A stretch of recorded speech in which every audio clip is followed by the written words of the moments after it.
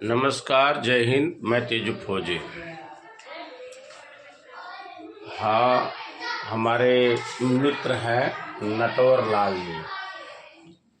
इनका आज बड़ा भावुक प्रश्न आ गया, तो मैं सोचा आप सब तक पहुँचे और इसका जवाब भी आप सब तक पहुँचे।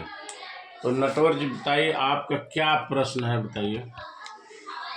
हमारा प्रश्न सर यही है कि एक माँ जो है 10 बच्चों को खिला सकती है और 10 बच्चे क्यों एक को नहीं खिला सकते हैं। 10 बच्चों को माँ खिला सकती है जी लेकिन 10 बच्चे मिलकर माँ को खिला नहीं सकती। जी ये वो कहावत है कि एक कुआं 4 कुएं को भर सकता है और 4 कुएं मिल करके एक कुएं को नहीं भर पाते। अगर मेरा जवाब आपको अच्छा लगता है तो लाइक शेयर सब्सक्राइब जरूर कीजिएगा। मेरा मानना है नटवर जी जी कि जो एक माँ के 10 बच्चे हैं जी तो माँ को पता है कि मेरी ही जवाबदारी है जी 10 बच्चों का पेट भरना।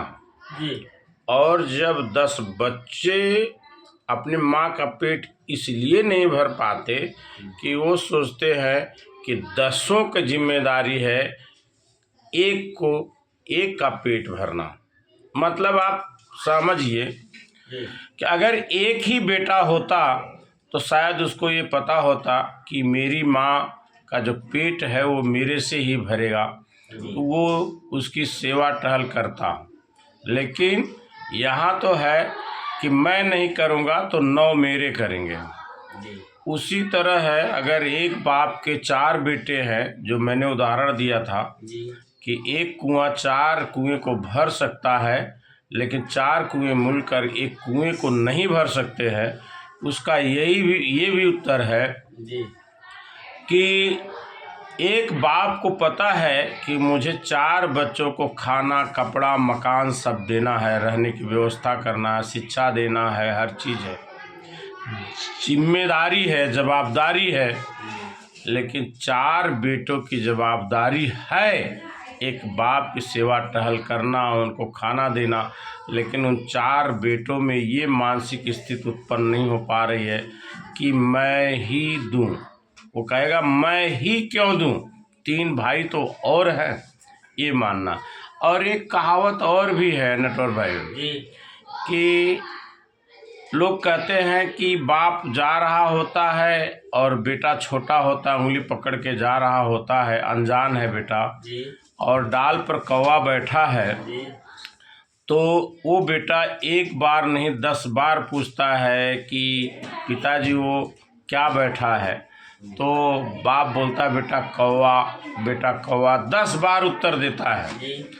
लेकिन जब वही बाप बूढ़ा हो जाता है और बेटा सयाना हो जाता है, एक बार से दूसरी बार अगर पूछ ले कि बेटा वो डाल पर क्या बैठा है, तो बेटा कहता है कि तुम्हें एक दाएँ बताए है, तुम्हारे समझ ना आई है कि कौआ बैठा व। उसका उत्तर ये है क्योंकि बेटे को पता है कि मानसिक स्थिति की बात होती है।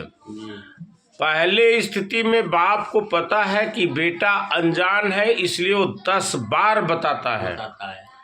और दूसरी स्थिति में बेटे को पता है कि बाप की मनोस्थिति ठीक है, वो समझदार है, लेकिन जानकर मुझे तंग कर रहे हैं।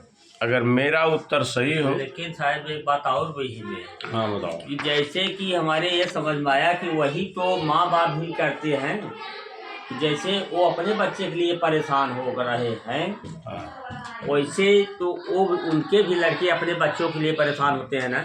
हाँ बिल्कुल होते हैं। तो वही हमारे यही समझ में आता है कि बच्चे वही देख करके हमारे बाप हमको लिए परेशान है तो वो अपने बच्चों के लिए परेशान होता है। देखिए नटवर भाई, मेरा जो मानना है, जवाबदारी और जिम्मेदारी का कोई विद्यालय नहीं होती, कोई पाठशाला नहीं होती। ये जवाबदारी और जिम्मेदारी खुद लेनी पड़ती है। मेरी जवाबदारी, मेरी जिम्मेदारी है कि पिता को कब नहलाना है, पिता को कब दवा देना है, पिता का कपड़ा धोना है, पिता को खाना देना है। ये हमारी जिम्मेदारी और जवाबदारी है। और ये जिम्मेदारी जवाबदारी आप इसी धरती पर सीखते हैं। इसकी कोई पाठशाला नहीं है जहां आपको पढ़ाया जाएगा, कोई अध्यापक पढ़ाएगा। आप ये जान लीजिए, संस्कार की तो पाठशाला हो सकती, विद्यालय में आप संस्कार सीख सकते हैं, अध्यापक भी बताता है, और घर में भी आप संस्कार सीख सकते हैं। लोग वैसे ही बोलते रहते हैं कि अरे कौन से खानदान के हो, इतना भी नहीं पता। तो संस्कार आप घर भी सीख सकते हैं और विद्यालय में सीख सकते हैं, लेकिन जिम्मेदारी और जवाबदारी कि कोई पाठशाला नहीं होती, आपको खुद सीखना पड़ता है, आपको खुद करना पड़ता है। सही है कि नहीं है? जी जी, बात तो सही है।